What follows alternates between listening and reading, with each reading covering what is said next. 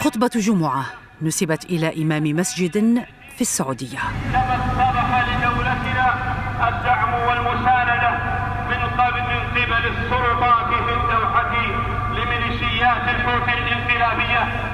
توجيه سياسي في أحد أعظم أيام المسلمين خلال صلاة في تماه مع موقف الدولة في حصار دولة مسلمة أخرى.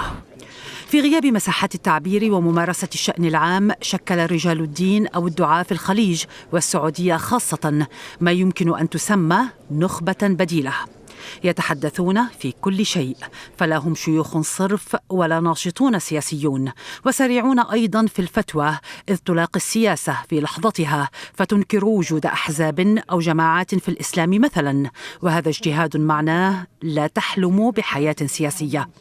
الأزمة الواقعة في الخليج وهي أزمة سياسية خالصة لا دينية ولا فقهية، في إقليم تربطه وشائج ثقافية واجتماعية وإنسانية، مثال آخر زج فيه بالشيوخ والخطاب الديني.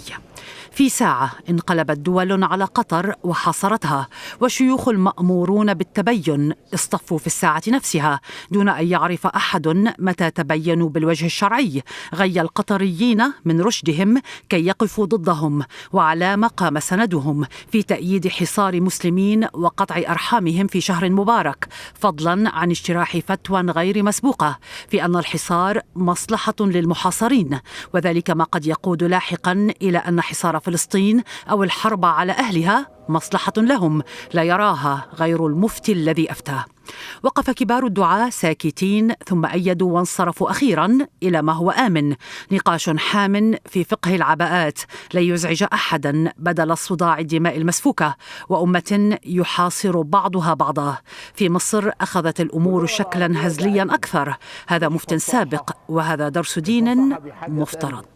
قطري بن الفجاءة كان فصيحا، إنما كان إماما للخوارج الأزارقة، وبها سميت قطر. قطر دي نسبة إلى إيه؟ إلى قطري بن الفجاء. دولة ثالثة تحاصر، مفتوحة لكل ما خطر ببال المريد من حريات، وتبغض منها الصحافة والفكر. أم عمر من السعودية، تفضلي. فكان لها من يشابهها من الدعاة، هناك يصبح مختص في تفسير الأحلام وقصص الجن، إماما لأكبر المساجد، ويخوض مع الخائضين.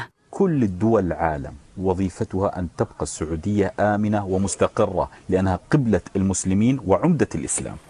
أما الإشكالية الكبرى فتبقى في الفواصل الرفيعة والخطيرة للدول بين أن تكون دينية وسياسية في وقت واحد، فتستخدم أقدس المواطن لاستنزال البركات أو اللعنات وفق من يحب ولاة الأمر أو يبغضون، ويخاصمون أو يصالحون، أو تربط ذكر حكم زمني في دولة وطنية بمقدسات دينية بلا حدود.